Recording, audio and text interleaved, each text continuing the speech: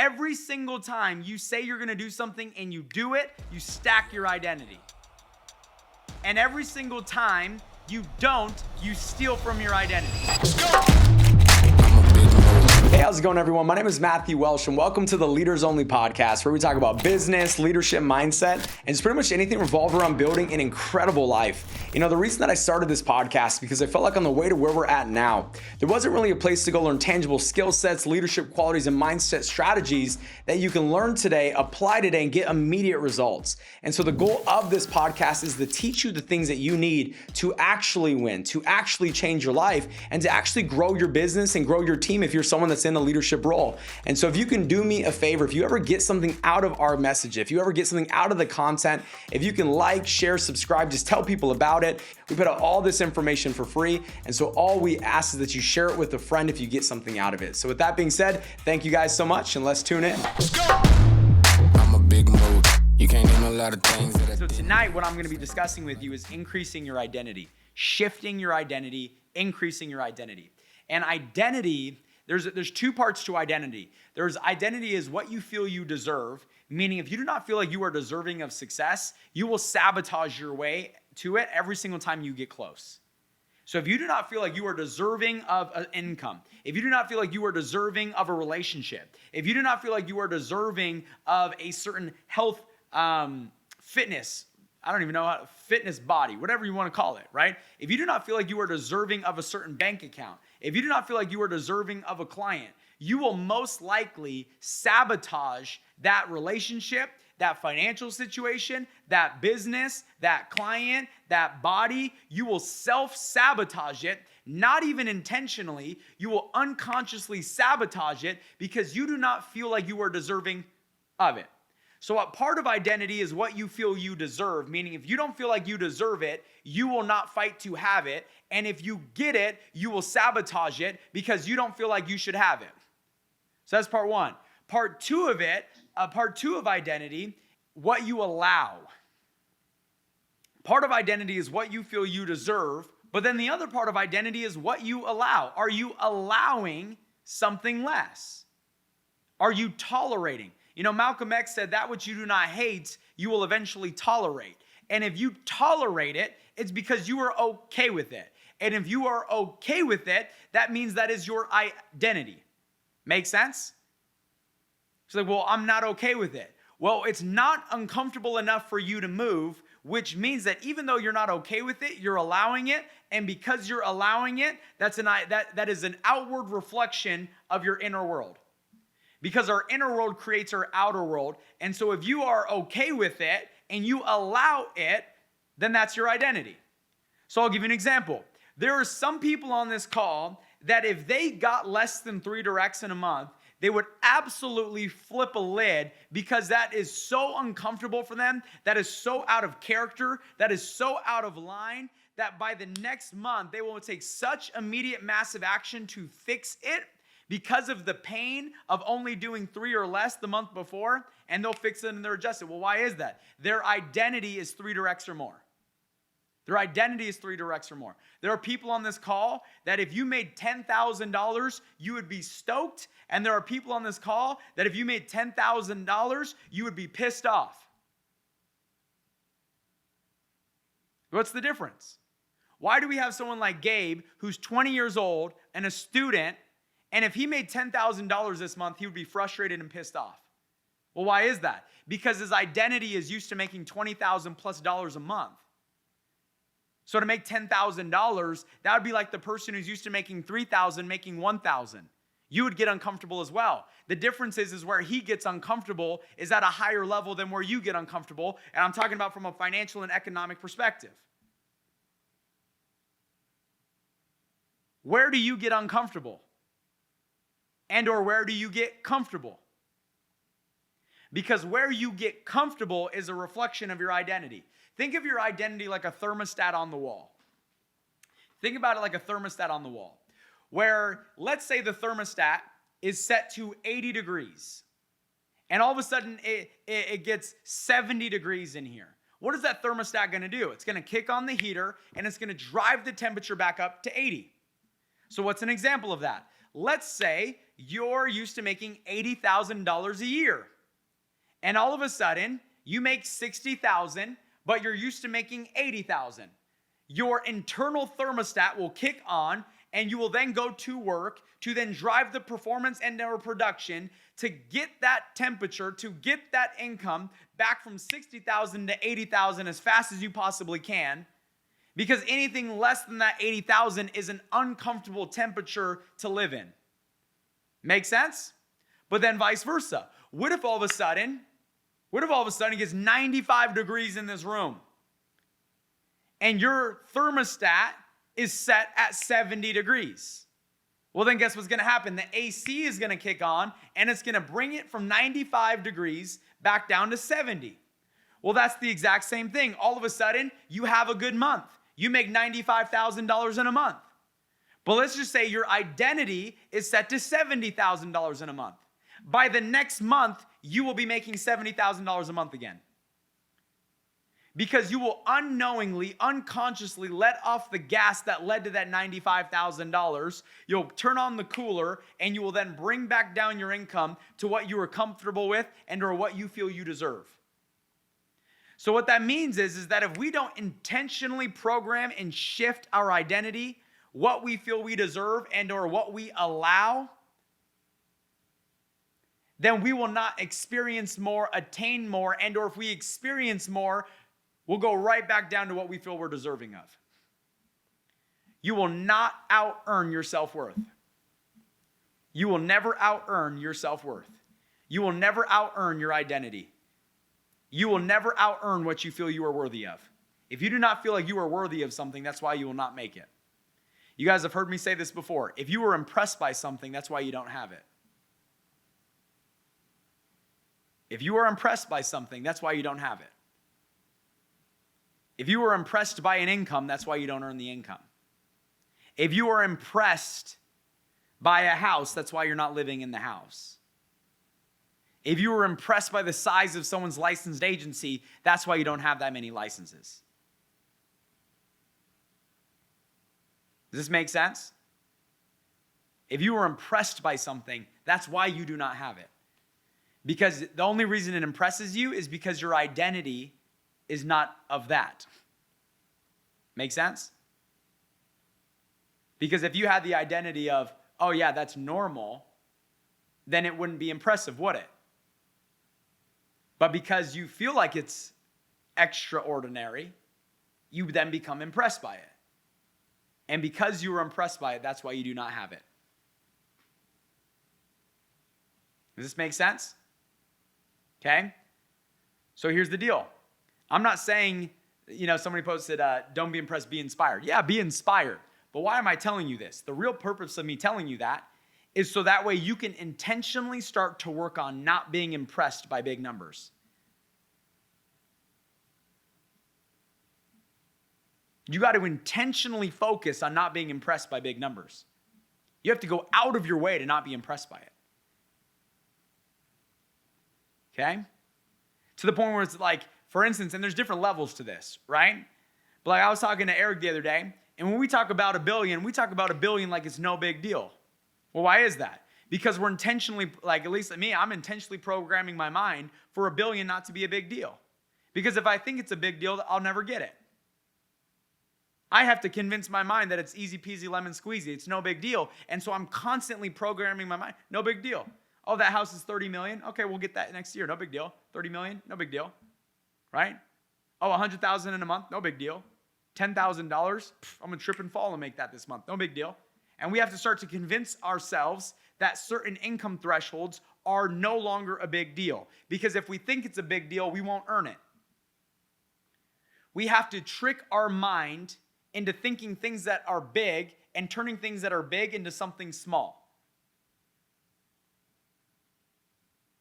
Make sense? Exactly. Millions of dollars is light work. It's no big deal. By the way, why do you think I always tell you guys $1 million a year is the new minimum wage? $1 million a year is the new minimum wage. Make sense? Like, just how many of us would consider ourselves an above average person? Anyone?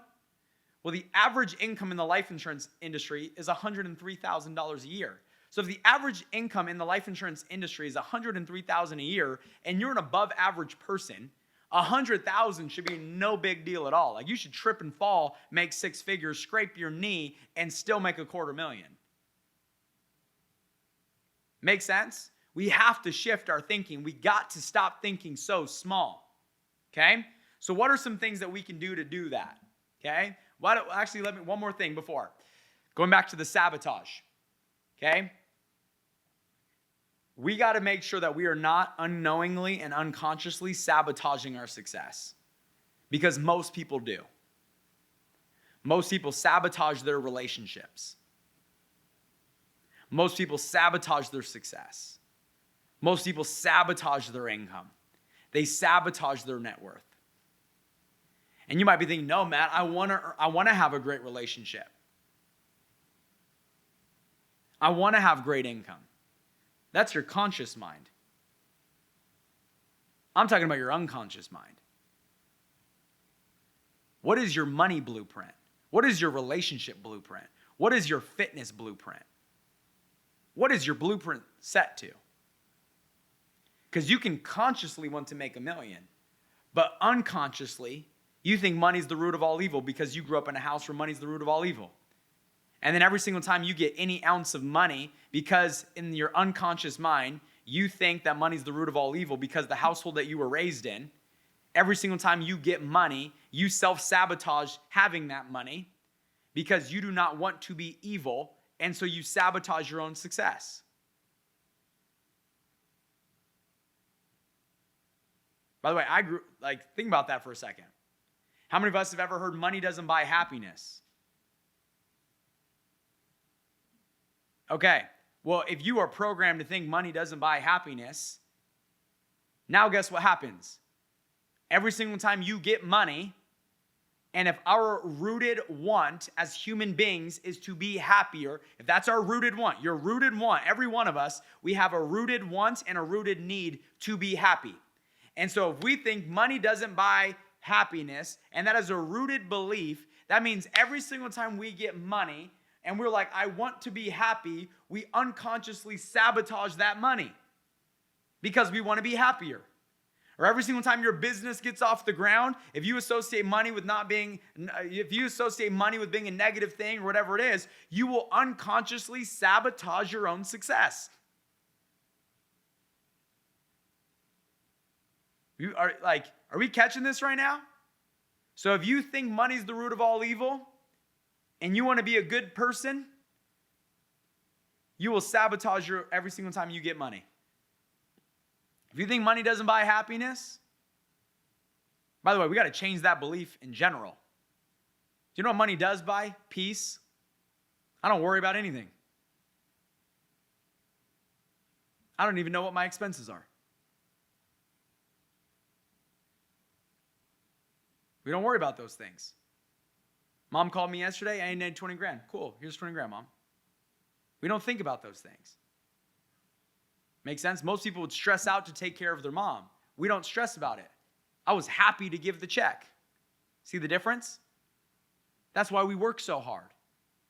We got to change our beliefs around money. Money is not bad. Money magnifies who you really are. So if you're a bad person, you're going to be shittier with it. If you're a good person, it gives you the ability to be a servant. People who don't think money is important have never given it away. We got to change our relationship. We got to change our relationship with money and change our relationship with success and what that means. Okay? By the way, I had to do this. I had to reprogram all of my mind.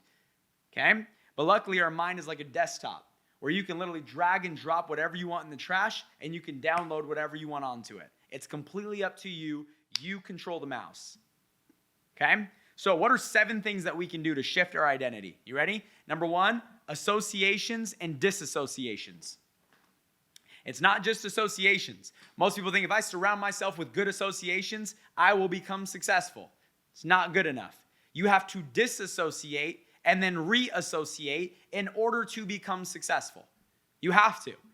Because if you hang out with somebody who serves your thinking, by the way, what is someone who serves your thinking? Not someone who comforts it, someone who serves it. There's 2 different things. okay? If I am just supporting your current belief system, that does not help your identity. Most people are like, oh, they're a good association. Why? Because they just confirm and support what you already believe in. But aren't your current beliefs generating your current results? And do you want those current results? So a good association is not somebody who supports your belief pattern. Let me say it again. A good association is not someone who supports your beliefs. A good association is someone who challenges your beliefs. Somebody who gets you to think different. Somebody who says, hey, snap out of it. That's not a good thought process. That's a stinking thinking. That's a limited belief. That's a good association. Most people think, oh, they support me, so because they support me, that's a good association. Incorrect. Because that means that they're just supporting your current thought process, which obviously has not led to what you want. So we need people who are going to challenge our thought process around us, not support our thought process. That's the good association. Are we all on the same page here? Okay? Am I saying we don't keep everyone else? No. Okay? But what I will tell you, we also have bad associations where you need to disassociate. Because what's positive 1 times negative 1? Negative 1. Positive 1 times negative 1 is negative 1. So that means that if I hang out with one good association and then one bad association, I'm actually negative. So you think that, oh, I hung out with one good person, one positive person, and then I hung out with one negative person, right? I'm in a good spot. I'm in 0. No. You're not staying still. You're going net negative.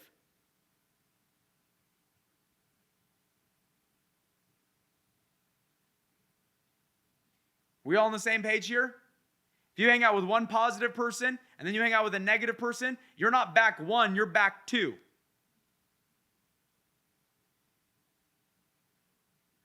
you want to know why people don't like to disassociate? Because they get lonely. They get lonely. In the very beginning stages of entrepreneurship, it is lonely. Do you know how they say it's lonely at the top? Not even a little bit. In fact, it's the opposite. It's not as lonely at the top. It's lonely on your way to the top because the only way to get to the top is to isolate yourself to elevate. You have to isolate to elevate. Because in the very beginning, you haven't earned your way into the good associations. Meaning that good associations are always guarding their associations. Because your income will become a reflection of the 5 people you surround yourself with. Your health status will become a reflection of the 5 people you surround yourself with. Did you know that you are 70% more likely to become out of shape if you hang out with someone who hangs out with someone who's out of shape? Did you guys know that? Crazy. Okay? So if we are a direct reflection of the top 5 people we associate ourselves with, then we have to guard that association. Successful people know this. So successful people are very conservative on who they allow into their circle. Which means, for those of you who are on this call right now, you're like, I want good associations. I want good associations. Right? Let me just go hang out with them. That's not how it works. They're not just going to let you into their associations because they're guarding their own. Which means that you got to elevate in order to earn your way into that circle. Well, the hard part about that is in the beginning stages, in order to elevate, you have to isolate. Because the only way to elevate is to stop hanging around with everyone who thought the way you currently thought. So it's very lonely at the very beginning. And so what most people do is they get lonely and then they go back to hanging out with the bad associations, which then keep them from isolating, which then keeps them from elevating, which then keeps them from fighting their way into the good association. Just because you're thirsty doesn't mean you should go back and drink poison. Just because you're lonely doesn't mean you should go back to bad associations. You have to be willing to be alone, to work on yourself, to build yourself, to become somebody valuable enough where then people want you in their associations. See the difference? I had a social media guy yesterday. He said, Matt, I just want you to know, I will literally do everything for 1/3 of what everyone else will charge just so I can be around you all the time. Because he understood the power of association.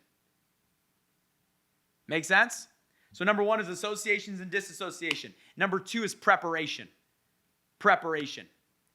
You have no idea the difference in confidence, which helps form your identity, that comes from preparation. When you are extremely prepared, you operate with a different identity and a different confidence. For instance, how many of us maybe have been good at something else? Maybe we're good at dance or ballet or maybe a sport or whatever it might be, okay?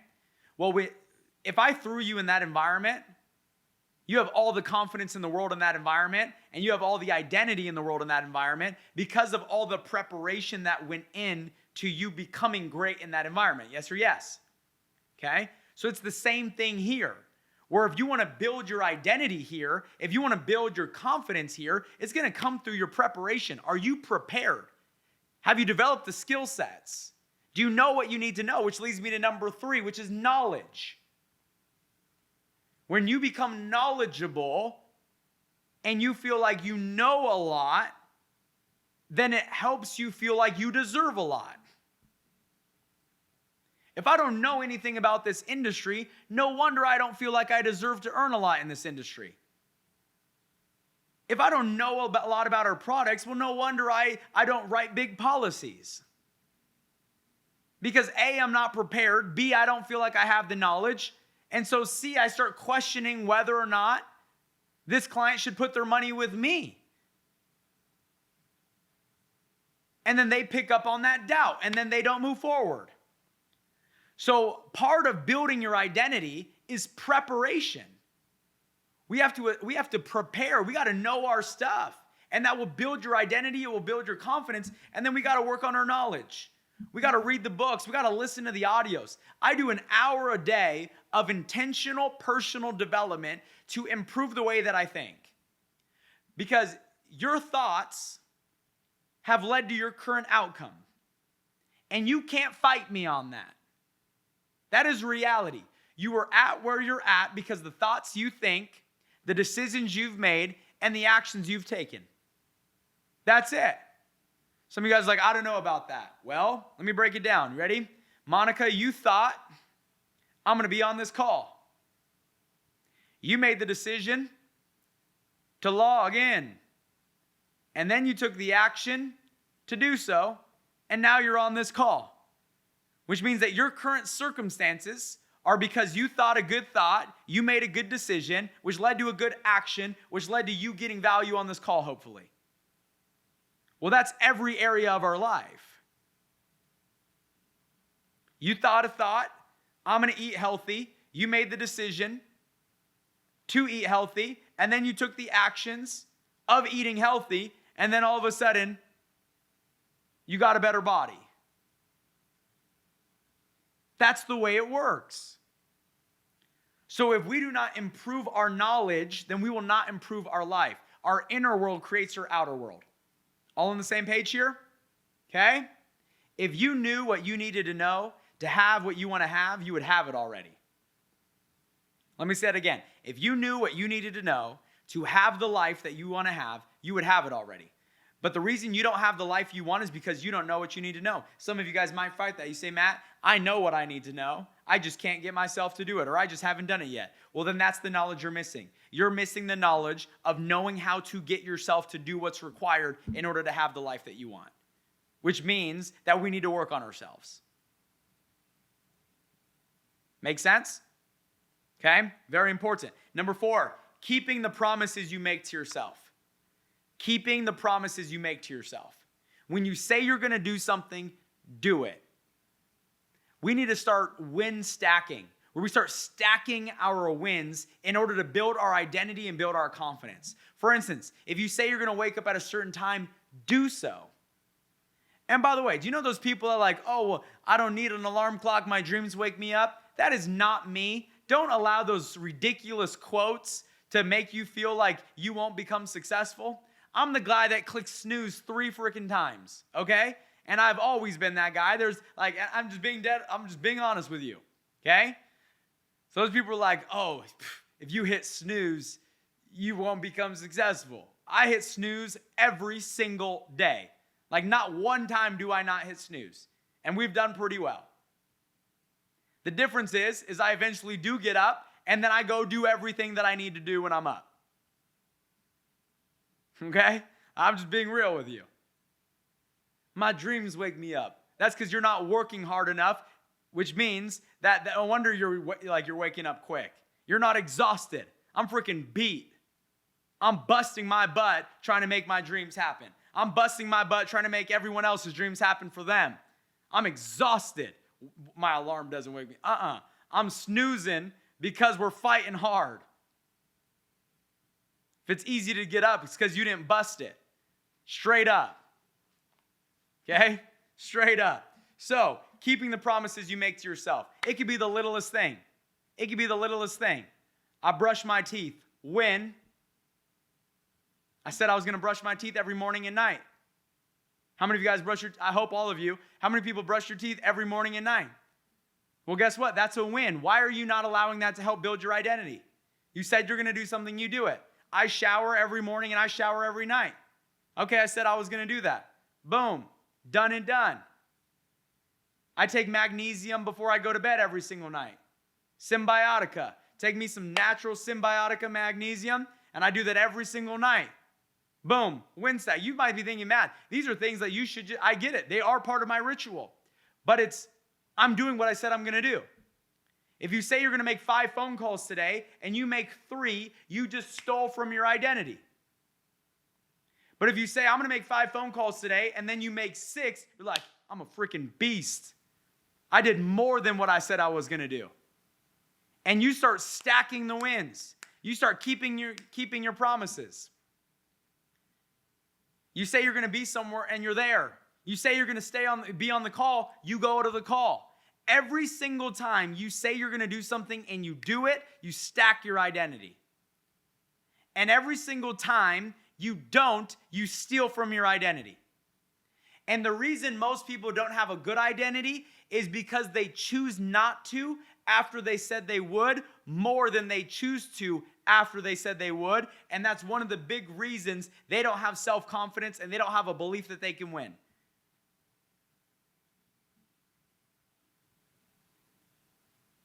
Because you are with you 100% of the time. So you can't lie to yourself about whether or not you deserve to win.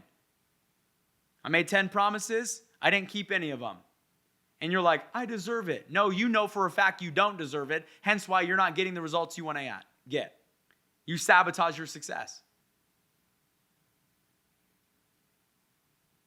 So we got to keep the promises we make to ourselves. Big or small. It doesn't have to be this big thing. I'm going to work out 87 hours a day. Okay? It doesn't need bite size. Bite size. And start stacking all the little things. Does this make sense? Number 5, experience it. You can't crave something you've never tasted. And by the way, you have to taste it often. I'll give you a great example. I don't eat sweets, right? I'm not a big I'm not a candy guy. I'm not a chip guy. I'm not an ice cream guy. It's just not, that's not it. I don't crave it, okay? But the other day, I went to Froyo with my little one. And I didn't even order it, just so you guys know. I got her one. I didn't get me one. But I had one bite. And the next day, it was hot. And I was like, man, I want some of that strawberry Froyo my daughter had yesterday. And I started craving it just because I tasted it. I had never even had strawberry Froyo before that. Okay? But I had it and I started thinking about it. Do you want to know why? Because I tasted it. Now, am I craving it? No, I don't crave it anymore. Do you want to know why? Because the craving is worn off. Because it's been so long since I tasted it. But why do I tell you this? Because if we are not constantly tasting our dreams, then we will not crave it and fight for it. We have to go taste it. When was the last time you went and toured all the dream homes in your community? Me and Allie did that every other weekend. That's what we do. Me and my wife would go to church, and then we would go to all the rich neighborhoods, and we'd go to all the open houses, and we would walk into those houses as if we could buy them. And we were broke as a joke. And we would walk through those houses, and we started seeing them, and we would see more and more and more, and we would just crave it. And then we would go back to our 400 square foot little cottage that we were living in, where you can literally brush your teeth, or you can literally take a shower and cook eggs at the same time.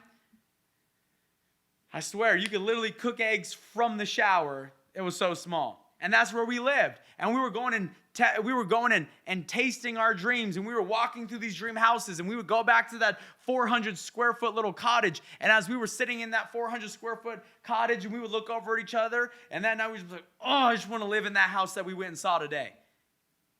And then guess what we would do? We would start strategizing. Well, how do we get it? What do we got to do? What income do we got to make? How many direct six-figure earners do we need to promote? What skill sets do we need to learn? What books do we need to read? What audios do we need to listen to? Who do we need to associate with? What do we need to get better at? And we started tasting all of it and tasting all of it, and we craved it and craved it and craved it.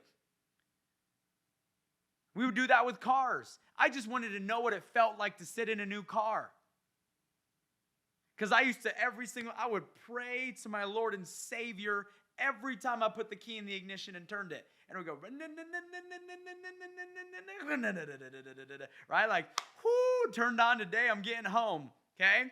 And that was every day. And I would go to the dealership and I would walk in and I would sit in the cars. And before I had the confidence to say, hey, can I test drive this? I would just go and sit in the ones that were inside of it. Because I didn't even have the identity to go drive one just yet. So I just started by going and sitting in them. And I just wanted to smell it. What does new car smell like? To the point, like there was an Audi dealership. And this is just the power of the mind, okay? There was an Audi dealership 10 minutes away from my office. And I was 19 years old, and I would, on a random hour or two, I would go over to Audi. And I just wanted to know what a new car would look like, what it felt like. And, and then I went in and I saw the Audi, and I would go sit in there, and I would sit in the cars and be like, oh my gosh, these are so cool. These are awesome, right? And then, I kid you not, I can't make this up. I just bought an Audi R8, V10 Lamborghini engine, okay? $270,000 car, freaking sick, okay? I had never even driven one, just so you guys know. I just bought it. Never driven one, like ever. I literally just bought it because I just felt the urge to buy it. And then after it got delivered to my house, one of our EMDs that was with me in the very, very beginning texts me, goes, you got it, bro. I was like, what are you talking about? He goes, the Audi. You used to talk about that Audi back when you were 19 years old. And I didn't even realize that seed was still planted in my subconscious. And so the moment I got the urge to buy it, I was like, why did I even buy? Like, I'd never even driven one before. I didn't even straight up. And I bought it because the seed was planted in my subconscious.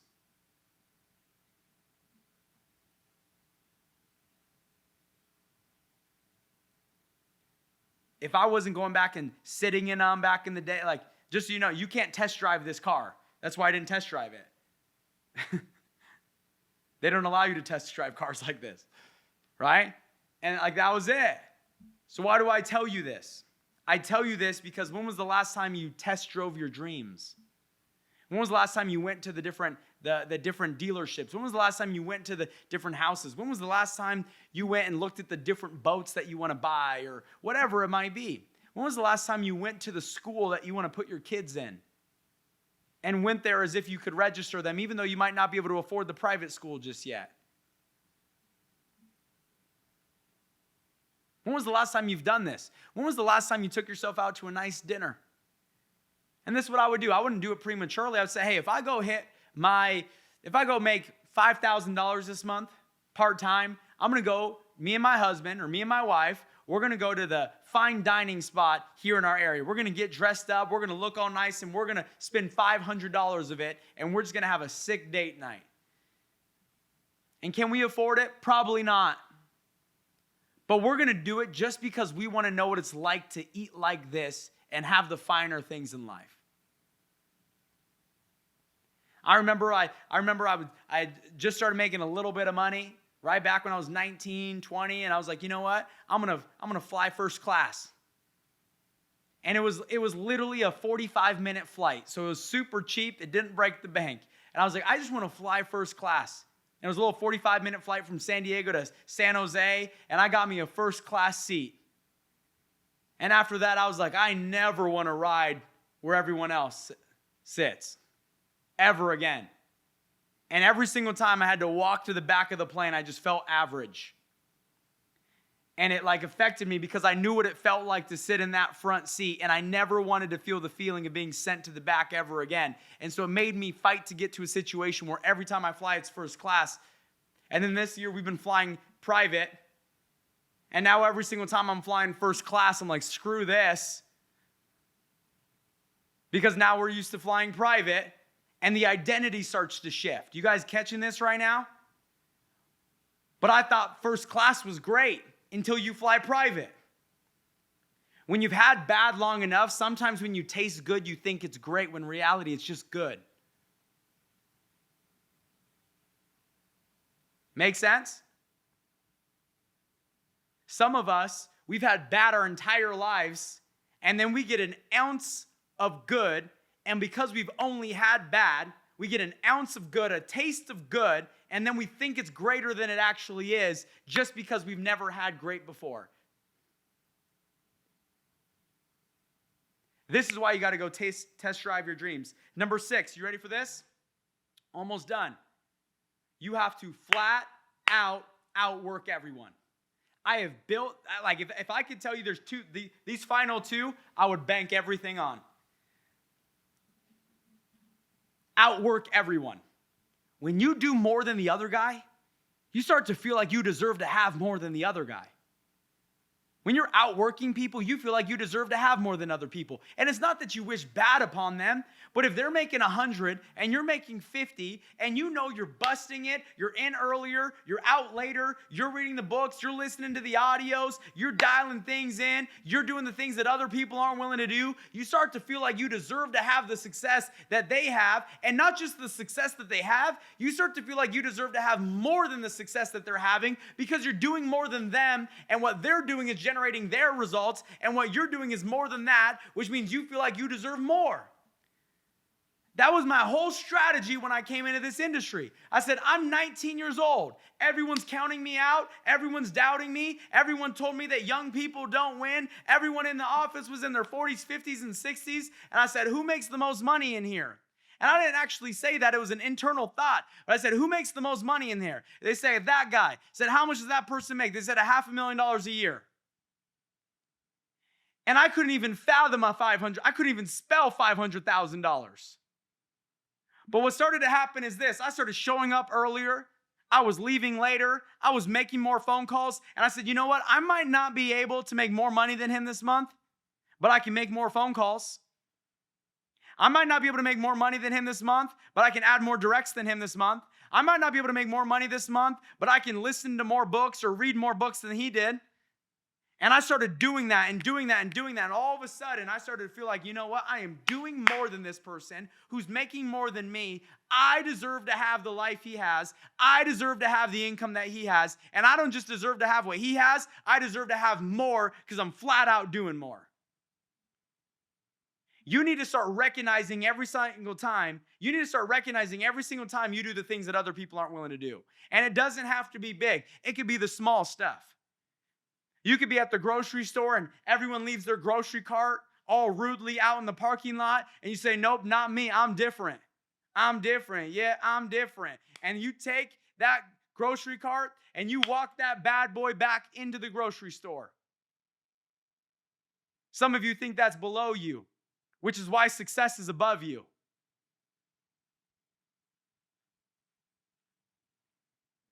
Everyone else doesn't walk that cart back into the grocery store, but you're different. You do that. Everyone else sees a piece of trash on the ground, they leave it. Not you. You pick that thing up. You know why? We're different. We're different. We do the things that other people aren't willing to do. And that's what separates us. We do the things that other people aren't willing to do, which is why we expect to have more than everyone else. You go into a bathroom, sink's all wet, you wipe that bad boy down. Because everyone else looked at a wet sink and they didn't even touch it. But you said, you know what? I'm going to leave this place better than I found it. The same way I'm going to leave GFI better than I found it. The same way I'm going to leave this world better than I found it. Because I'm different. I do the things that other people aren't willing to do. And I just started paying attention to every last thing that I did that other people weren't willing to do.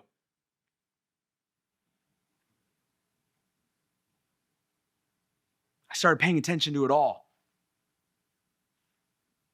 I would see people leave the office and I would just think to myself, got them. Freaking got them.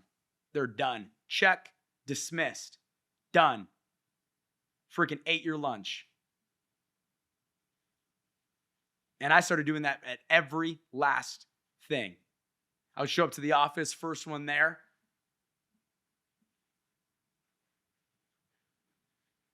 And I would say, got him, got him, got him. And I didn't wish ill upon any of them. I don't wish ill upon anyone. Even people that wish ill upon me. I don't wish ill upon them. But we got them. And we started stacking and stacking and stacking. Do the things that other people aren't willing to do. Outwork people. Because when you are with you and you are busting it, when you lay your head on the pillow every single night, you're like, I freaking deserve it. I freaking deserve it. Somebody asked me the other day, they said, Matt, did you expect to have all the, did you know you were going to, 100% I knew we were going to have everything we have and more. Because I was with me every single moment.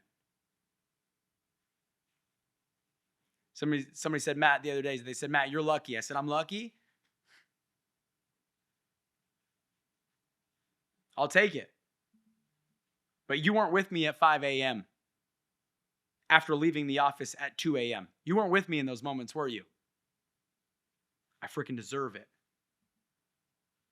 Make sense? And I built my identity on doing the things other people aren't willing to do. Last one. And then we're done. My faith. My faith. I think the best way to shift your identity is to build a relationship with your creator and the one who created it in the first place.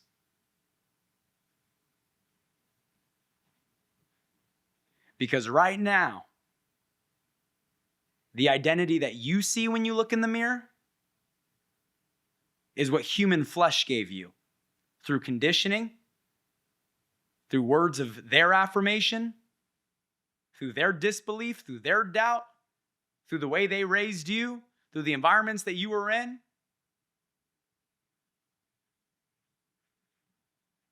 But the way they see you is not the way your creator sees you. And the way they might have conditioned you is not the way that your creator built you and designed you. And I think the stronger relationship that we have with our creator, and the more we can operate in faith, and the more we can tap in to what created us, the more we can identify who we truly are, which is someone who can do anything that they put their mind to. Because if you experience doubt in yourself, that's not a thought of the creator. That's a thought of the adversary. Some of us, the reason we're not successful is because we hear our mom's voice versus listening to your creator's voice. Some of us hear our dad's voice versus your father's voice. You're listening to the wrong voice. I think if you can tap into your faith, there's a different level of confidence that you will have in your own capacity. And I think that matters more than any of the first 6 that I went over. Hopefully you got something out of tonight. Hopefully this didn't go in one ear and out the other. Your identity will determine the outcome of your life. Let's get it. Let's get it. Let's get it.